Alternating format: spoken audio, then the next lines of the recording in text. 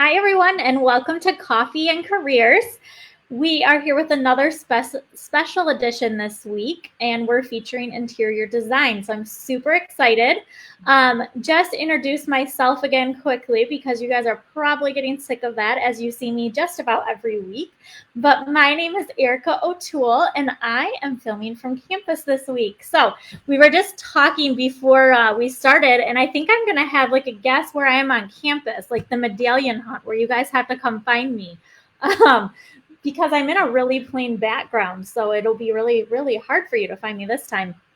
But my name is Erica O'Toole. I'm an assistant director in the office and also a two-time alum, so really proud to be from CMU. I'm in the fashion program, but really proud to be from EHS, where the interior design program is also from, and have had some really great experiences with interior design so far in my time as the liaison role. So I'm excited to have Janine with me on today, and also Jamie, who has been with me for the past couple as well. So as I do every week, I have my coffee, but this time I have a travel mug because I am on campus. So you guys haven't seen this one yet. Since I'm a fashion girl, this is my Kate Spade mug, which I got in my global campus travels for CMU. And I traveled to Ohio, so I got to go to the Kate Spade store. I was probably in there for like, I don't know. It was an obscene amount of time, like 45 minutes. My husband had to drag me out of there, but I got this mug. It was super exciting. I have iced coffee from Einstein, so that might kind of give away where I am. But really excited to join you guys today on a Friday. Happy Friday. So I'm going to pass it over to Janine to introduce herself, and then Jamie to introduce herself from there. Okay, thank you, Erica. So I teach interior design and have been here a long time, and I'm just blessed to have three other full-time faculty. And so we look forward to having you come to campus and to have the opportunity to talk with them as well. I think if I was to share personally, it would be that I live on a farm and we've got cows and so for you city folks, that might be just a little hard to get your head around. But on campus here, my research takes a look at how we could minimize falls for aging adults, since that's one of the top 10 causes of death for aging people. But also, recent research has focused on how environments can support people with autism. And so, one other fun fact is that through an independent study with a graphic design student, of all things, we were able to write and to publish Otis Goes to CMU, and there are two editions of that. This happens to be the multilingual edition, which the charter schools have used and distributed in the charter schools across Michigan. And so, a fun way to show our spirit for CMU and our love of CMU, and just a fun thing. And so if you haven't seen it yet, it's a great book to share for children, but also for you as you're getting ready to graduate. Some of you may end up with that as a graduation gift. So fire up chips, and on to you, Jamie. And Janine, real Yes, quick before Jamie starts, and I'm sorry to interrupt you, Jamie, but I just want to bring that's up okay. that book is bilingual, and it's just so cool. I bought it for my son. I think Jamie has it too. I feel like I'm with a celebrity when I Oh, when I bought that book from you. I was like, oh my gosh, Janine wrote this. How cool! But multiple languages, so that is so cool that you have that and you wrote that and you have it in the bookstore here. yeah, yeah. And so just to speak into that a little bit, the charter schools were looking to how they could connect with students with Arabic, with Chinese, Spanish, and of course, English. And so all four of those languages are represented in that second edition of the book. So pretty So fun. awesome, very cool. That All is right, Jamie. amazing. Yeah, I think I have the first edition because mine I think is only English. But yeah, so hi, my name is Jamie Story, and I am the Director of Advising Student Services for the College of Education and Human Services. I've been in my position since about January of this year. I am a CMU alum from the Family Studies program, which is in the College of Education and Human Services. And I actually am going back for my PhD right now in educational leadership. So I'm back again in CEHS. And I have my coffee in my little pink and white polka dot mug. And I'm drinking French vanilla creamer, which is my old standby. Nice. All right. And Janine, are you drinking coffee right now? I am not. I Oh. actually am going to tell my English roots. I am drinking salted vanilla caramel tea Ooh. and with cream in it because, again, of that English influence. But I am a tea drinker through and through. So for me, I had to kind of stretch the definition of coffee in that circumstance. Well, that sounds amazing. I think I would almost be rather drinking that because that sounds great. All right, so I'm going to go ahead and get started and ask you our first question. And I've been talking to you a little bit about some of the amazing things happening in the interior design program. So I'm really excited to share this with our students. So if we can go ahead and get started with what can I do with a degree in interior design? Okay. So one of my favorite things about interior design is the diversity of the program. And so within our program, you will actually be taking classes that help you gain experience in both residential design, but also non-residential design. And so as I take a look and flesh that out a little bit about what does non-residential mean, commercial environments, so businesses, we have students that are working in the design of elementary, secondary education spaces and also university spaces. We have students, probably one of my most fun is I had a student that was designing very high-end yachts. And when I would look at her outcomes of that, it's like, oh my gosh, their boat looks better than my house does. And I have a pretty awesome house, and but just that whole other level of money that's available for some of the clientele that our students work with.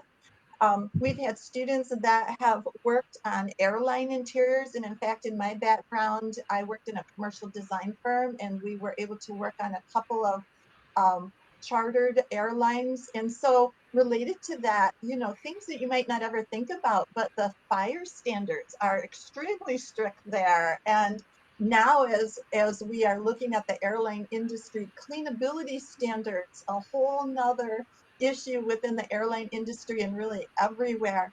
Um, Flipping houses. We have a student that just connected with me this week for a reference that was working in an architectural firm and was contacted by a high-end contracting firm, and she's going to be building relationships with clients as she's doing more of the decoration side of what we do. And so she's going to be selecting lighting and selecting flooring and wall surfaces and things like that within a contractor's company.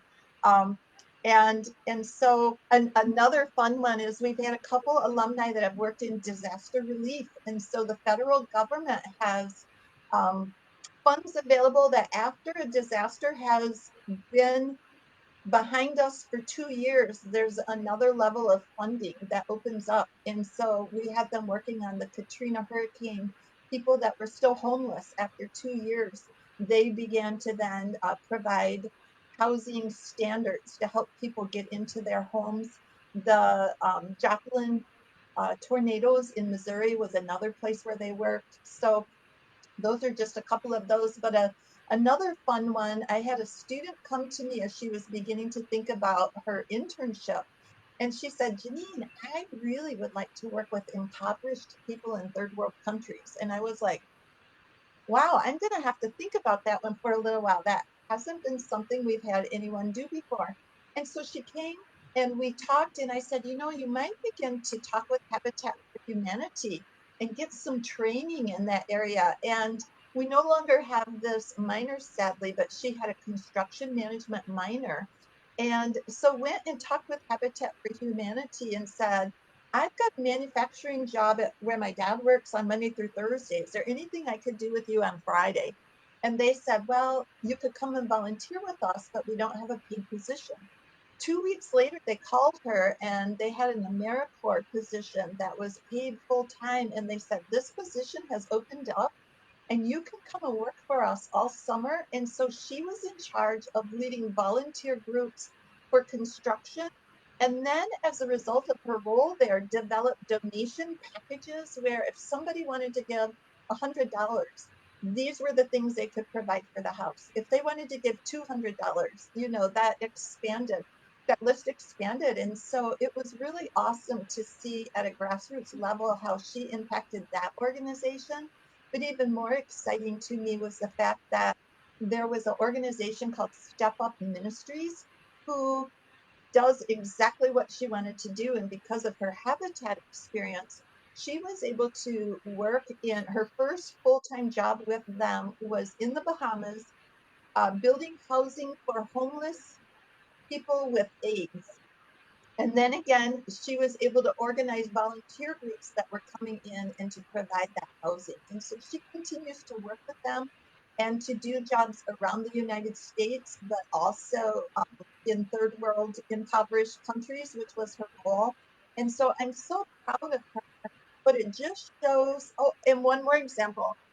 We've had several alum that have worked in just the opposite of that, very high end residential, where the dollar amount that they have to work on projects just is very high, and they've had to sign off on confidentiality agreements because of the security and the high end nature of those businesses. And so even that's not for everybody. So that's a long way of answering your very short question, Erica, but to say that this field is so diverse and it crosses cultures, it crosses the socioeconomic stratum there, and there's something for everyone. And I love that because our students, I think there's a little bit of a misconception, and maybe not, but I think a lot of them come in and they think of, and this kind of leads into the next question, but they think of your typical interior decorating, or they watch HGTV.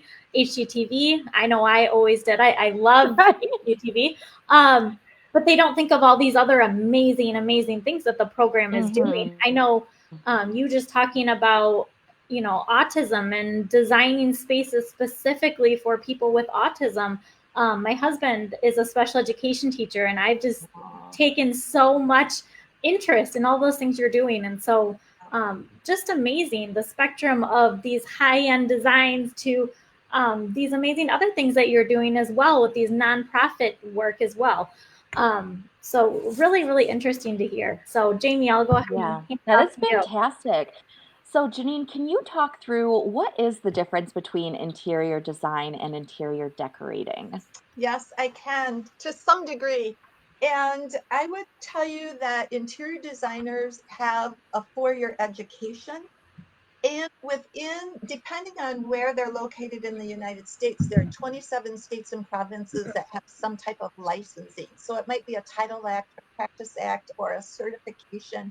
But I would say the biggest thing is that it's noted by the education level. And then I think another distinguishing point that separates interior designers from architects is the fact that we would work on non-load bearing structures, whereas the architect would work on the load bearing part of that. And so why does that matter? Because I think if we could use the term interior architecture, and we really can't because architects are registered, but if we could, it begins to give a visual of what we really do. We work on space planning, we work on furniture planning, we work on where HVAC, heating, ventilation, air conditioning might go. We work on building electrical, we work on the placement of lighting and what type of light is going to best provide the illumination levels for whatever that task is. We work on all of so many technical things, building and barrier free codes, universal design. And so knowing that um, decoration is a part of what we do, but it's a small part of what we do, lets you know that we even think the work that interior decorators do is very important. But I like to refer to that as the icing on the cake piece. It is what a lot of times what we see in that last 10 minutes on HGTV where Yeah. the stagers have come in. And so we see the wall finishes and we see the floor materials and we see the furniture. A term in our field is FF&E, furniture, finishes, and equipment. all of that's in place and it's looking good. And that's the fun part of what we do. But there's a very technical side, there's a lot of paperwork involved in what we do. And then that decoration side, many of them do not have the university education that the that the interior designers do. And so that education level would be the distinguishing uh, thing that I would point to. Although after interior decorators have been in the field, I say they've been to the School of Hard Knocks. And so they are also very talented, but they don't have that university education. And if I could just speak into this even a little bit more, and it would be at the university level, some things that you could be looking for. Our program anyway has two levels of accreditation. There's NACID through the art department. So any program on campus that has the word design in it goes through the National Association for Schools of Art and Design accreditation. So we've received that. But accreditation targeting just interior design programs is CEDA, the Council for Interior Design Accreditation. And we are in our our third visit will be taking place in the spring. And for a program that is doing a very good job and that meets the minimum standards of accreditation, they come every 6 years. And so it's been 6 years since our last accreditation. We're working very diligently on that now, and that visit will be taking place this next spring. So I mentioned licensing, but accreditation of universities is also another quality level that people could be looking for when they look at Right. universities. Absolutely. I love that. And I feel like the thing I'm going to remember forever now is it's that icing on the cake. Oh, It's that final. Yeah, I'm going to remember that now. awesome. Thank you. Mhm. So, Janine, with all of this, could you talk a little bit about what minors we could pair with interior design if students are thinking about going for this for their major? Yeah, and in fact, Erica, I'm going to just mention within the program, you can actually get a Bachelor of Science, a Bachelor of Arts, or a Bachelor of Applied Arts degree. Okay. And the Bachelor of Applied Arts is the one that relates to minors, and it's what 99% of our students get. And the reason for that is that it allows them to target their education towards their career interest. So, for example, in interior design, some students plan to become a interior designer right out of school. Well, what I would tell you is that some of our alum have been interior designers both at a junior designer level and a senior designer level, but then have decided they might like to go into sales. And so if that's of interest to them, we have an amazing minor on campus called professional sales that actually is recognized nationally with a certification program. And so we would point students who think that they want to go into sales in that direction. And one of the things I would say about that is we all are selling every single day. If I'm talking about my program right now, that's really a form of sales. If I'm talking about a project later to a client, that's really a form of sales. If I'm trying to get a job with a firm, I'm selling myself to that firm. And so I love that minor because it's going to benefit us no matter what we do in some way in the future. And so that would be one. For students that talk with me and say they have an interest maybe in starting their own business someday, I then point them to look at the courses in entrepreneurship or business administration. And they have really different backgrounds. And so for students that think they're fairly good in math, then they tend towards the business administration option. If not, then they tend to end up looking at the entrepreneurship minor. We have students that they may want to flip houses at some point. And so again, we've referred to HGTV. If you think about some of those conversations when they're trying to decide how they want to price their houses, they'll talk about, well, the real estate person is going to get X percentage of this. And so we need to price this above that to include that. And so again, our real estate and finance minor has quite a bit of math in it because of the finance classes. And so if someone's good at math and thinks they might be looking to flip houses, that can be another minor to look towards, because they could be that person that sells it and they could keep that profit for themselves instead of writing it off to somebody else in the future. We've had students that have an interest in designing for child development centers as a niche. And so we've had students double major in child development and interior design. And in fact, I have a student right now doing that, but who also have minored in child development. Students that minor in psychology, sociology. I have several students right now that would love to design museums and are minoring in museum studies. And so, really, again, when I talk about our field being diverse, the minors help to support the diverse interest of students that are within the program. And it's a great way, like I said, to kind of prepare yourself in a niche way for that direction that you would like to go in the future. And so those conversations are really tailored to each and every person so that we can be pointing them in that area that's of importance to them.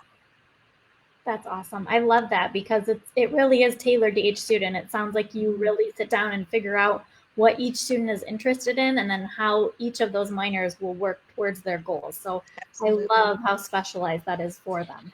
Mm-hmm. Oh yeah, and I feel like I'm even this is opening my mind so much to all the possibilities.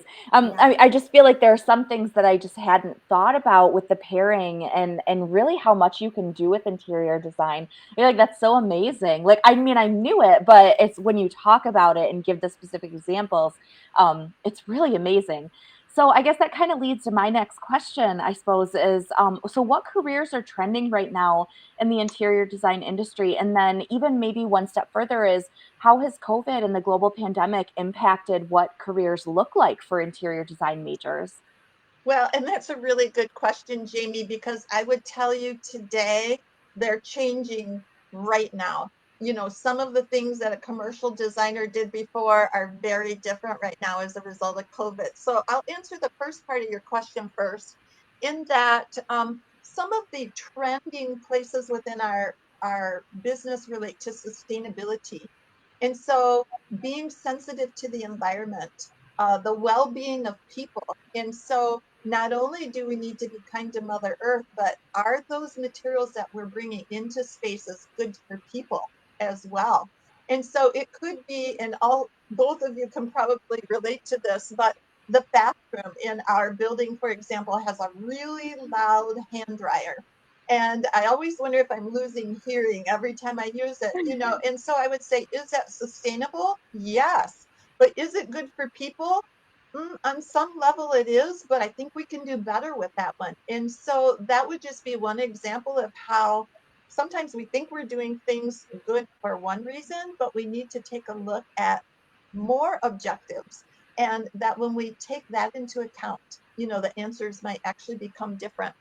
I would tell you that with our increasing aging population, that another area is in that healthcare arena related to assisted living and designing for nursing homes. And we've had several students in the past choose to have that become their niche.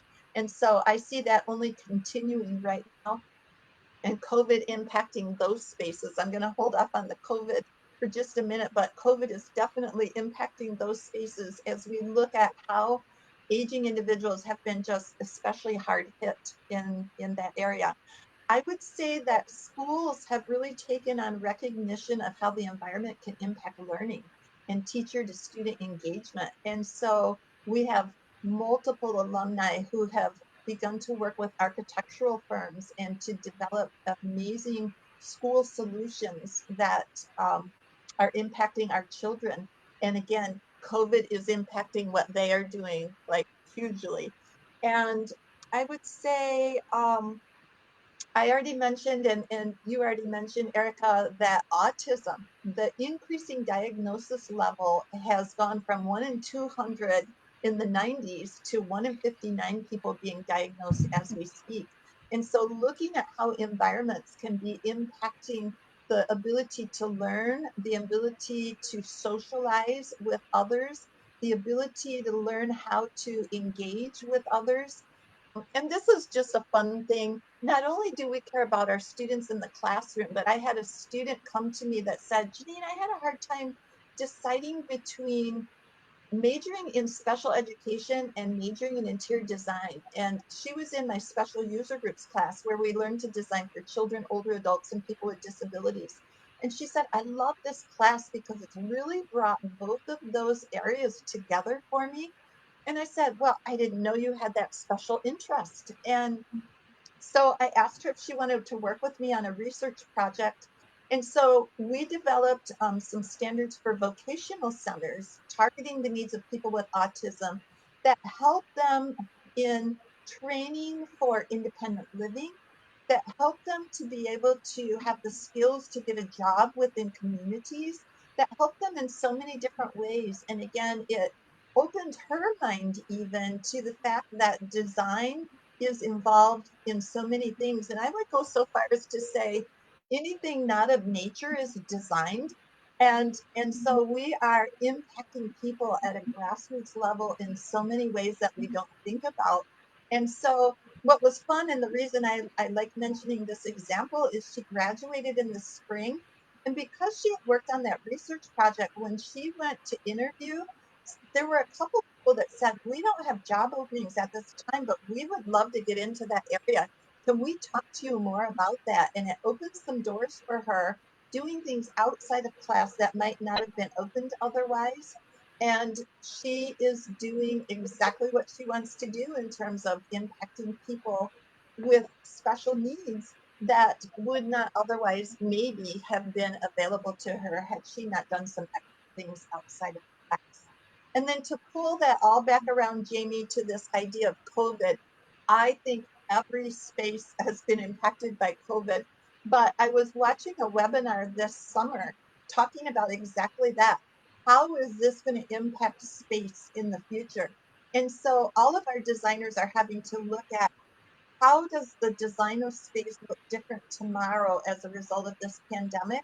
And it's increased people's interest in antimicrobial fabrics, antimicrobial finishes, the cleanability of finishes. One of the things I learned in that summer webinar is that when you look at the level of disease, that COVID, there are others that are above COVID. Even though COVID's impacting everything, it would be like a mid-level disease. And so where everybody's was automatically going to the bleach wipes and wiping that off, what some healthcare environments, and I'm sure others, but this particular webinar was targeting healthcare environments, they have had to get rid of and put into landfills so many chairs, so many desks and things that have been wiped multiple times throughout the day by bleach that were never designed to withstand that. And so it's impacting them at the bottom level with having to purchase more furniture. It's impacting Mother Earth again because now those things are going into the landfills. And so what I learned in that webinar is that wipes, 70% alcohol, are quite adequate for killing this COVID virus, but they don't impact our furnishings and finishes at that level where some facility groups are cleaning. And so interior designers are also a part of educating the end user about those long-term maintenance and cleanability standards. So that would be another way. One that took me up a little bit is even the use of elevators. And that was the idea that, you know what, I go push the button, I get in, and I don't think about it. Well, now that we have to 6 feet distance, elevators that, before might have had 20 people uncomfortably in them, now might be able to have 4. And those 4 people have to be in the corner of that. And so some things that they talked about were in inner city, how people now have to reserve a space on an elevator. So now imagine yourself running late or your meeting's running late and you're on the 52nd floor and you can't meet that 11 o'clock elevator time. What does that mean for you? And so again, at the very basic of levels of things we've never had to think about before, it's becoming a part of our job. And even to the level of many businesses who didn't think they could work remotely before are now saying, gosh, this is working pretty well in some cases. And they've already put their buildings for sale. And so it's impacting that, or also impacting the space planning of existing spaces, so that some people work at home, some people work in the office, or they're going to take turns where half of them might be a Monday, Wednesday group, and the other half might be a Tuesday, Thursday group, or however that might shake out. But again, at a basic level, interior designers are in there problem solving and helping to create solutions to environments through this COVID time. Wow. And I'm That sure is so fascinating. Yeah. I'm sure home offices too, because so many people are working at home now. Oh, yeah, Erica, that's a really good point in that, you know, um, and I'm sure so many of us have experienced this, that our home office in the past, we thought of these quiet little workstations that people could work alone. And with some kids still being in school remotely, we're calling them coworkers now. They have coworkers that perhaps they weren't anticipating. They have spaces. Maybe they're working down in the basement because that's the only place to get away from others. And a lot of times those basements are colder spaces. So we just had a webinar with a rep yesterday, and she had her coat on, and she's like, it's cold down here, but this was the only place I could get away and to have this uninterrupted presentation time. And so it's not just about the furniture and finishes, but it's about the climates, and it's about the lighting, and it's about access by others into those spaces. And so it's definitely impacting those home offices as well. Good reminder. Absolutely. That's where my home office is, and I usually have like a heating pad and blankets all over me, and then my top half is a nice office shirt. So it's a challenge. I mean, it really is, but we get through it. Yes, yes. And you do it with a smile, so I love that as well. All right, so looks like we're kind of getting close to the end here, but I do want to just ask you this quick question at the end here. How can I best prepare myself for a career in interior design? Really good question. For those that are still in high school, you could look at, are there art classes that you could be taking that help with drawing? Does your school have a voc center where you could maybe be learning manual drafting or computer aided design and drafting? Um, are there business classes that are taught that could help if you think you might want to own your own business someday, that could be providing some of those fundamental skills right now?